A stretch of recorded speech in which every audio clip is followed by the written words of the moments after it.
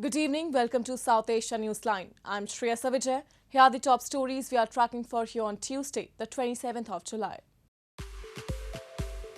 India reports less than 30,000 new COVID-19 cases, lowest in 132 days.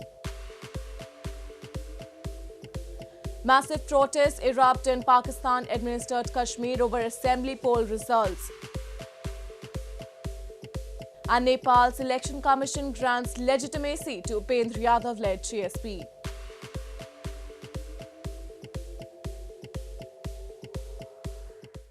And now for all the details. India on Tuesday reported less than 30,000 new coronavirus cases in the last 24 hours, the lowest daily rise in 132 days. However, Health Ministry officials said there are still 22 districts in the country where an increasing trend in infections is being witnessed, which is a cause of concern. India on Tuesday reported 29,689 new coronavirus cases in the last 24 hours, the lowest daily rise since March 17, taking the cases tally to 31.44 million. However, officials warned there are still 22 districts in 7 states where an increasing trend in infections is being witnessed, which is a cause of concern, and the situation cannot be taken for granted. This comes as several states, including National Capital New Delhi, have further relaxed COVID-19 restrictions. Long queues outside metro stations have been a common sight since Delhi government last week ordered full functioning of metro rail services along with buses. देश में आज भी चाहे cases concentrated manner में पाए जा रहे हैं, लेकिन अभी भी देश में 22 ऐसे जिले हैं जहां पर कि पिछले 4 हफ्तों में हमने एक इंक्रीजिंग ट्रेंड इन केसेस नोट किया है. Meanwhile, India's Health Minister Mansukh Mandaviya on Tuesday informed the ruling BJP's parliamentary party meeting, which was attended by Prime Minister Narendra Modi, that COVID-19 vaccine for children is expected to be launched in the country from August. The government expects to have around 150 million COVID-19 vaccine doses in August, Health Ministry officials said. A day after border clashes with Mizoram left 5 state policemen and a civilian dead and 70 others injured. Assam Chief Minister Himanta Biswa Sarma said his government will approach the Supreme Court seeking protection of inner-line forest reserve from destruction and encroachment. Tension flared along the Assam-Mizoram border on Monday over an ongoing land dispute between the two states, resulting in violence. Chief Minister of India's northeastern Assam state, Himanta Biswa Sarma, paid tribute to 5 policemen on Tuesday who were killed during clashes with border state Mizoram a day earlier and also visited the injured at Silchar Medical College. At least 5 state policemen and a civilian were killed while 70 others were injured in clashes between the two Indian states on Monday as a weeks-long territorial dispute in the country's northeast turned deadly. In a press conference on Tuesday, Sarma said his government will approach the Supreme Court seeking protection of inner-line forest reserve from destruction and encroachment. He said that satellite images have shown that roads are being constructed and forests cleared for jhum cultivation, which cannot be allowed. So my point is very clear. We'll die, but we'll protect our land. And Assam will not launch counter-attack. That is not in our DNA. Assam will not launch counter-attack. We'll sit down in the border, we'll die, but we'll protect our boundary. Tensions on the border between Assam and Mizoram have been elevated since last month, when Assam's police allegedly took control of the hilly area of Lailapur, accusing Mizoram of encroaching on the territory. Mizoram's Interior Minister Laicham Laina said in a statement that Monday's violence began when Assam police encroached on its territory, calling the casualties on both sides regrettable. Meanwhile, India's Interior Ministry told Parliament that Assam is dealing with boundary disputes with 4 states, including Mizoram, and interstate border disputes can only be resolved with the cooperation of state governments involved in the matter, adding that the centre just acts as a facilitator in such disputes. Moving on, Massive protests erupted across Pakistan-administered Kashmir on Monday after results of July 25 assembly polls in the illegally occupied region declared Pakistan PM Imran Khan's ruling party as victorious. There were also reports of clashes between security forces and the protesters in Neelam Valley, which killed at least 2 and wounded several. Massive protests by locals and political activists erupted across Pakistan-administered Kashmir on Monday after results of July 25 assembly poll in the illegally occupied region declared Pakistan PM Imran Khan's ruling PTI party as victorious. The protesters raised pro-freedom slogans as they rejected the poll results. There were also reports of clashes between security forces and the protesters, which wounded at least 13 people. Meanwhile, scores of supporters of opposition PPP, the Pakistan People's Party, also held protests and alleged rigging in the poll, which was also marred by violence on the election day. Prime Minister Imran Khan's PTI party won 25 seats in the 45-seat assembly poll. PPP secured 11 seats while PMLN, the Pakistan Muslim League Nawaz, took just 6 seats, and 2 local groups each won a single seat. हमारा मुतालबा कानून के अंदर और जायज मुतालबा है recounting का, इससे हम किसी तौर पर पीछे नहीं हैं. Leaders of opposition PPP and PMLN had earlier on Monday rejected the poll results, accusing PM Imran Khan-led government of using its machinery to rig the election. Locals and political activists have lamented that although Islamabad claims to have given autonomy to the region, the Legislative Assembly is not allowed to pass any legislation without its approval. Pakistani port authorities plan to remove fuel from a merchant ship that ran aground in rough seas last week before making a salvage attempt in the middle of next month, an official has said. The ship is carrying 118 tons of bunker fuel.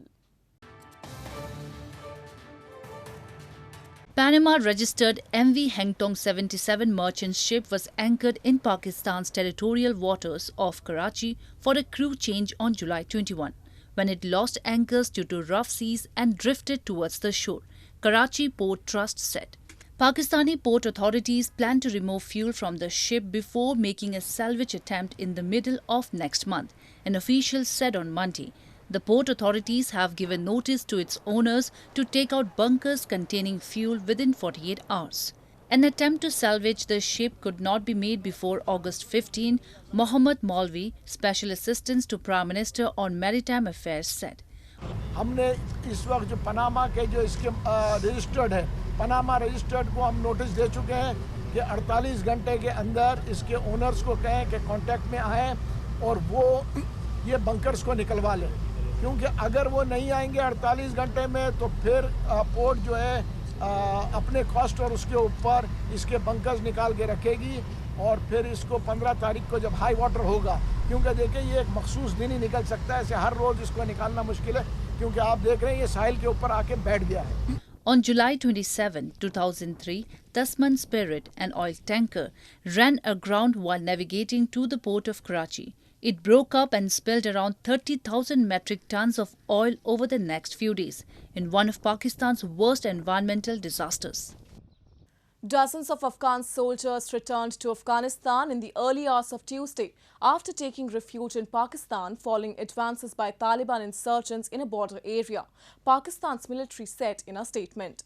The Taliban has escalated its offensive across Afghanistan since April as US-led international troops withdraw. At least 46 Afghan soldiers who had sought refuge in Pakistan after losing control of military positions across the border following advances by Taliban insurgents have been returned to their homeland, Pakistan's military has said. Dozens of Afghan forces, including 5 officers, had crossed the border late on Sunday near the Pakistani town of Chitral, a Pakistani army statement said.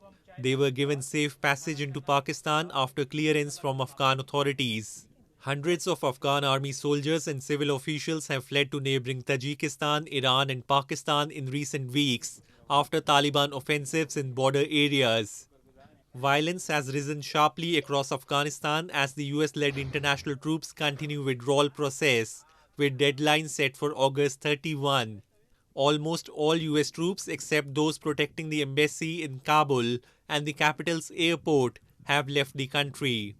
The negotiators of Afghan government and the Taliban have been holding talks in Doha, but there has been no substantive progress so far. Moving on to news from Nepal. After months of intra-party rift within Madhes-based Janata Samajwadi Party Nepal, the Election Commission has now recognized Upendra Yadav-led faction of the party as the authentic party after 34 members of the party's 56-member executive committee supported the faction during the support verification process.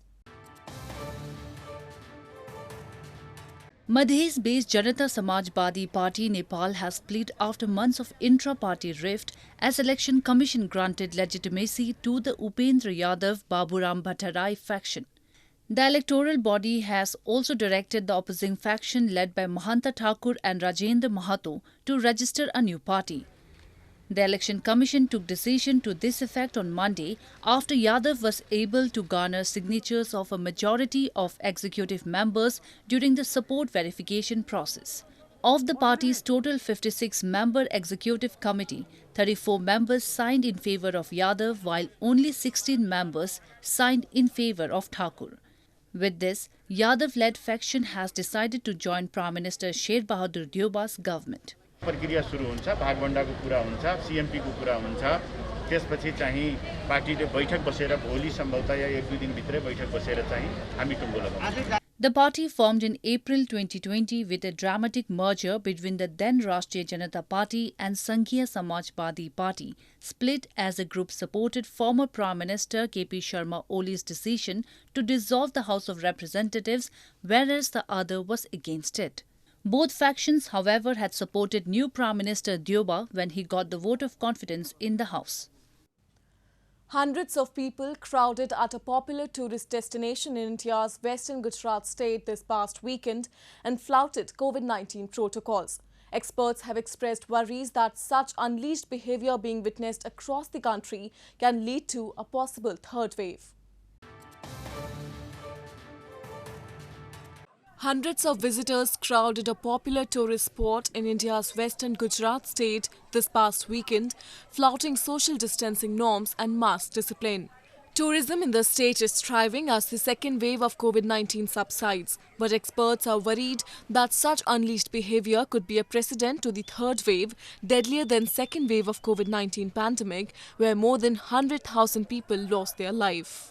वो तो क्या है sir जी, क्योंकि 2 साल से सब लोग घर में ऐसे ही बैठे रहेंगे, तो अभी एक साथ छुट्टी मिल गया तो थोड़ा सोशल डिस्टेंसिंग का तो दिक्कत रहता ही है.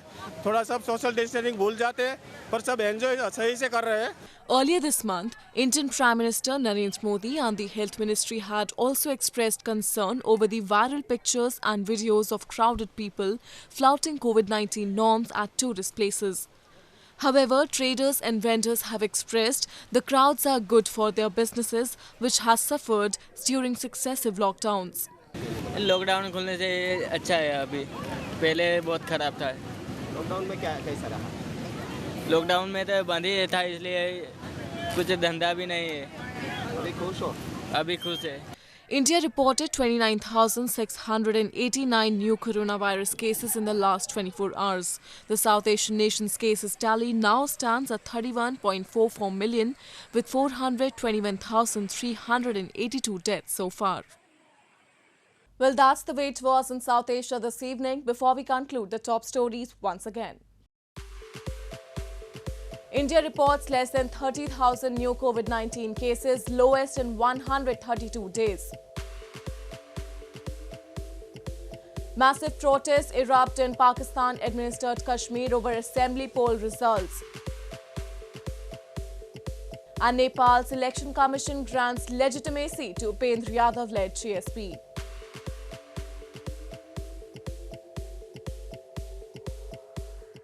Now, viewers can watch the show on SouthAsiaNewsline.com. You can also visit us on Facebook.com/SAsiaNewsline and follow us on Twitter @SAsiaNewsline.